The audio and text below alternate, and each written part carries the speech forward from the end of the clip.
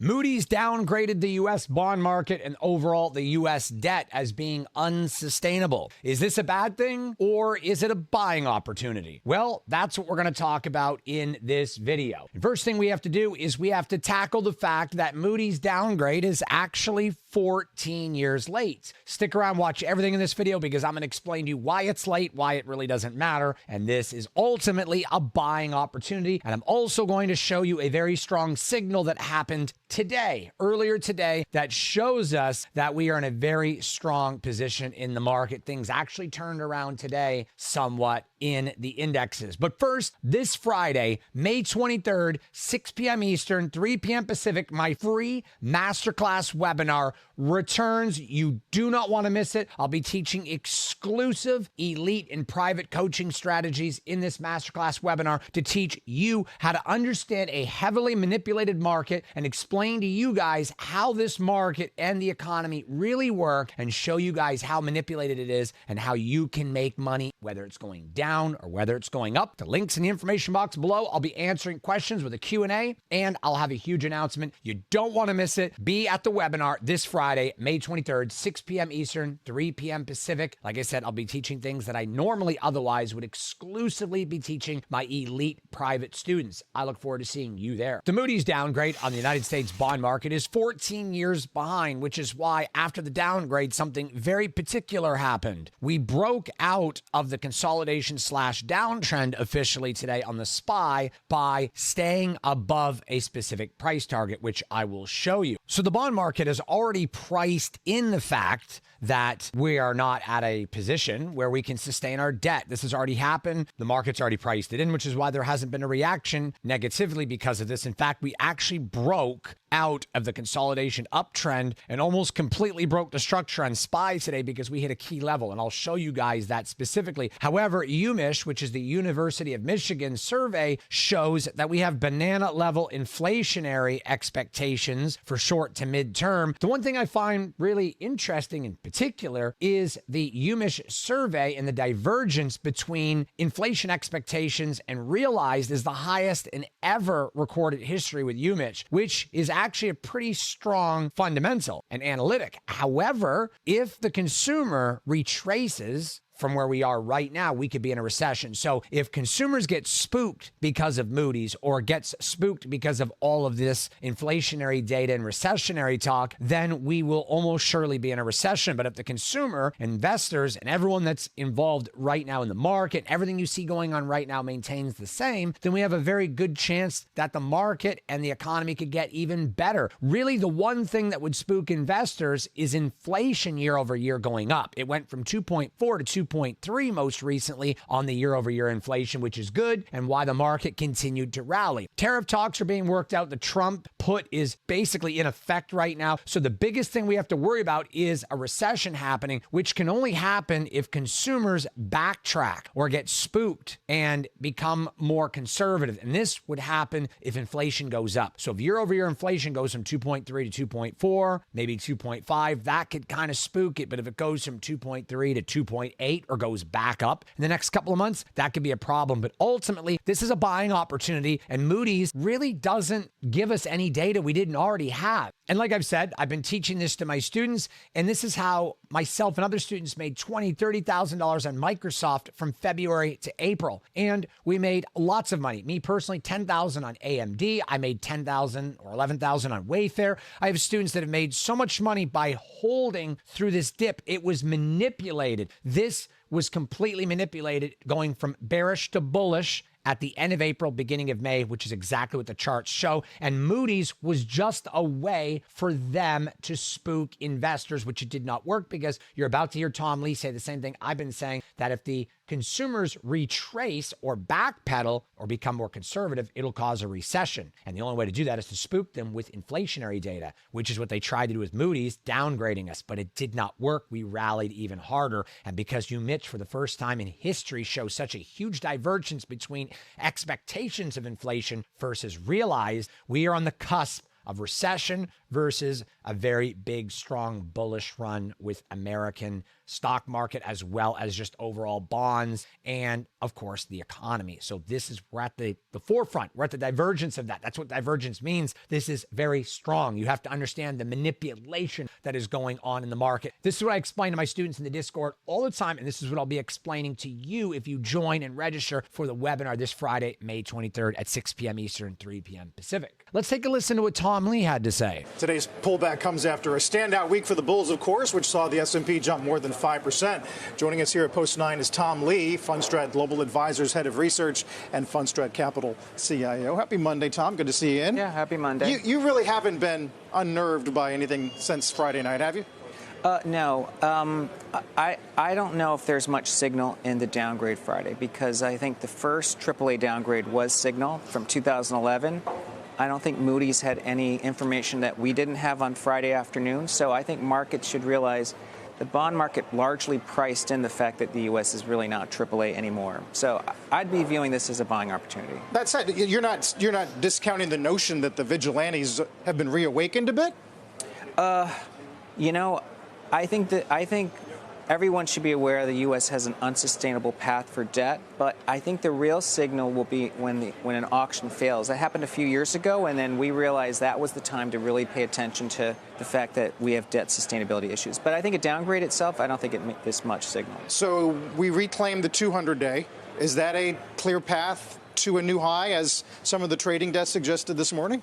Yeah, in fact, I think today will be an interesting test. I'm assuming today's pullback's going to be really shallow, might even close positive, because most investors rage sold at the bottom in April, and then they doubted. I hadn't heard that. Yeah, that's a good one. Is that your own, or have you heard that other places? I've heard that. Yeah, rage sold. Yeah. Sorry, go ahead. Continue. And so as the markets climbed, a lot of people sort of doubted, thought it was a rally that would fail, and so I think there's $7 trillion cash on the sidelines, enormous skepticism from our institutional clients, and a lot of folks sort of bet outside the U.S. So I think there's going to be a lot of chasing into year-end. Although, a lot of shorts have been covered already, though. A lot of the hedge fund guys who actually got it wrong and rage sold, to your point, are in a very different position right now in terms of positioning. Yes. No, and there's a difference between being short and versus having positive beta to risk assets. So I think most people might be flat on their books, but if the market is above its 200-day, showing this sort of impulsive buying, and you're flat, that means you're underinvested. How are you evaluating potential changes in tax policy? Obviously, the market has been very reactive to any headlines on tariffs. What about this one? In fact, I think as we start to think about 2026, and it makes sense because we're in the mid-year,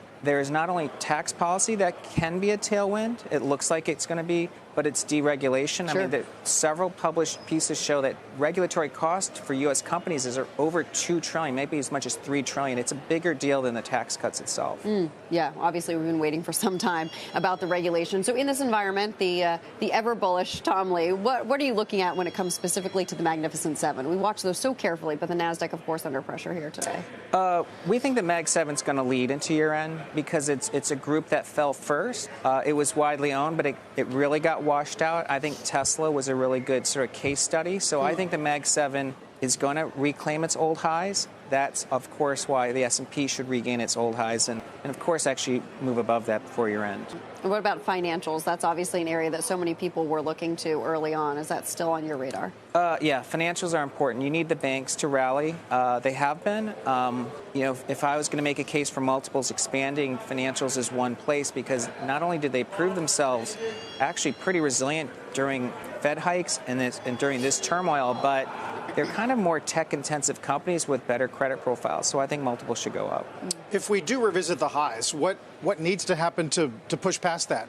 I mean, how firm of resistance will it be?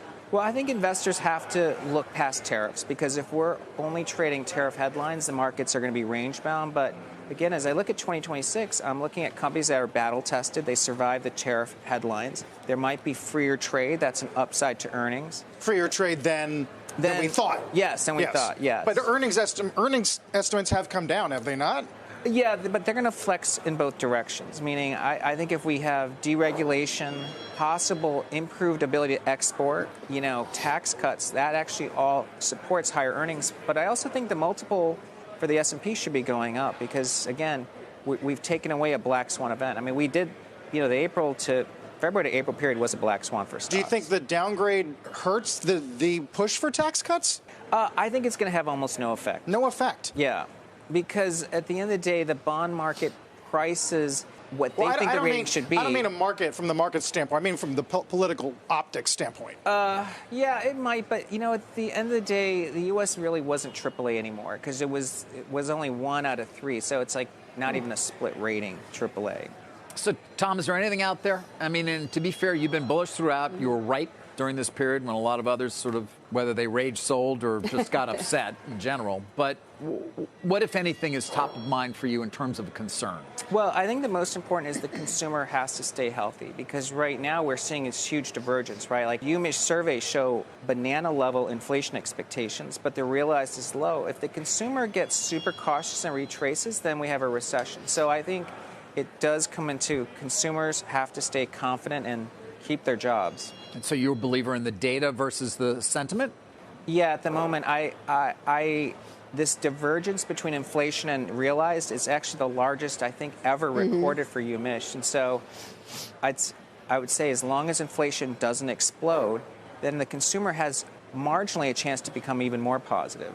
Wow. Yeah, a lot of your former colleagues at JPM think that the hard data will catch up to the survey work. Yes. And I'm paying attention because, of course, JP Morgan, they do a lot of homework and they've got credit card data, so we do have to watch it. Sure. So we just have to hope for the best. Tom, always. Good to see you. Thanks. He's Tom, always thank glass you. half full, right?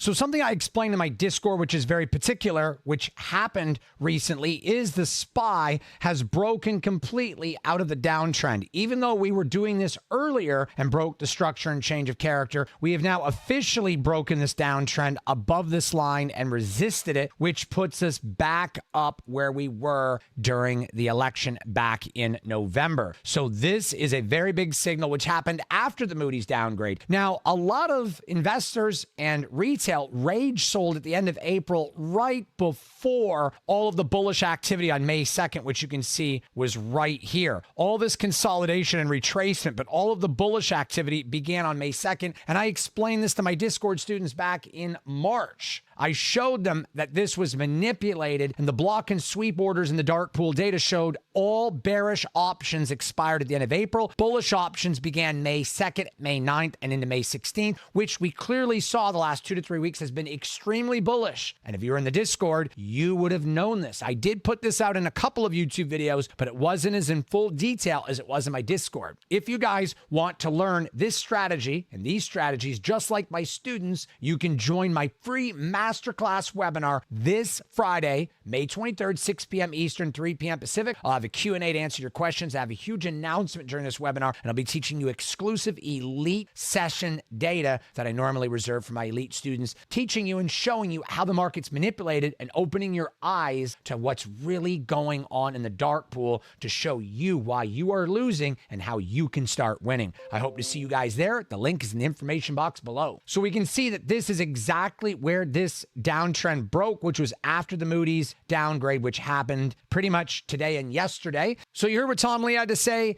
The divergence at UMich survey showing the divergence of inflationary expectations versus realized is the highest in history. As long as the consumer doesn't retrace due to inflation year over year going up above 2.3 or 2.4, which it's currently at, then we will not likely have any recession at all. In fact, almost for surely will not. That's the only way we would. So as long as consumers keep doing what they're doing right now and the realized data is good, then everything will be okay. And Moody's, I guess, was their way of manipulating and trying to spook the investor. But we were smart enough to realize that we already had all of this data. And again, like I said, I've explained this to everyone in my Discord, which is why we made so much money. I made $20,000 on Microsoft. I had other students that did the same thing. We made a lot of money, dollar cost averaging AMD, Wayfair, and a few other stocks that did very well. In fact, pretty much almost all of them during this big dip from March to now. I hope to see you guys in the webinar this Friday, May 23rd, 6 p.m. Eastern, 3 p.m. Pacific. I'll be teaching you guys exclusive things that I normally teach to my elite students. For the first time ever, there will be even more strategies at this webinar this Friday. So I hope to see you guys there. The link's in the information box below. I'm going to show you guys how to avoid losses and start turning them into wins. I'll see you guys at the webinar and the next video. Take care of yourselves, fam.